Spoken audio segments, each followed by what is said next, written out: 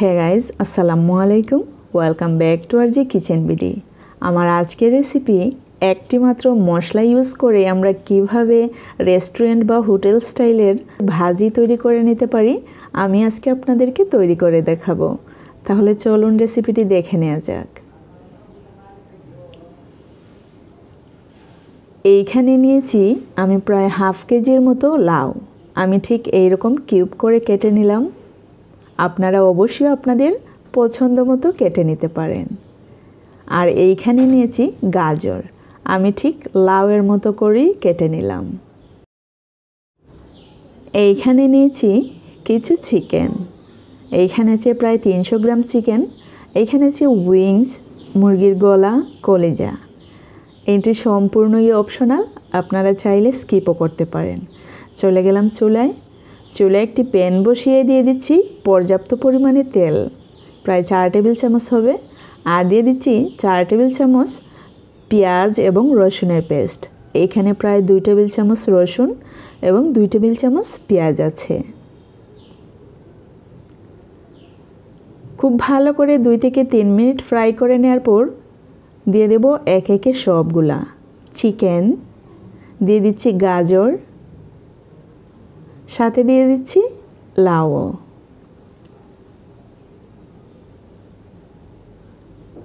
দিয়ে দিচ্ছি স্বাদ মতো লবণ। এখন অবশ্যই চুলার আগুন মিডিয়াম টু হাই ফ্লেমে রেখে 5 মিনিট জাল করে নিতে হবে। প্রায় 5 মিনিট পর আমি ঢাকনাটা তুলে নিলাম।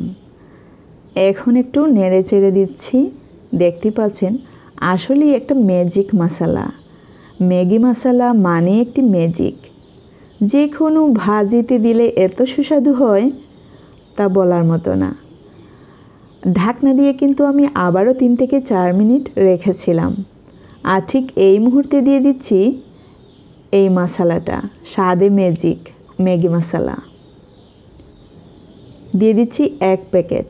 আপনারা চাইলে এই পরিমাণে কিন্তু 2 প্যাকেটও ইউজ করতে পারেন, কিন্তু যেহেতু আমি পার্সোনালি মশলা কিন্তু অনেক কম খাই, তাই জন্য আমি এখানে 1 প্যাকেটই ইউজ করেছি।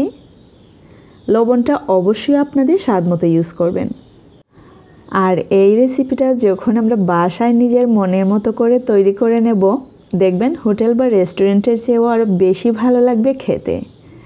এই রেসিপি সাধারণত হোটেলে রুটির সাথে দেয়া হয়, এমনকি নর্মাল ভাতের সাথেও দেয়া হয়। সব কিছু যখন সেদ্ধ হয়ে যাবে আমি নামিয়ে নিচ্ছি। আমি সার্ভ করে নিচ্ছি।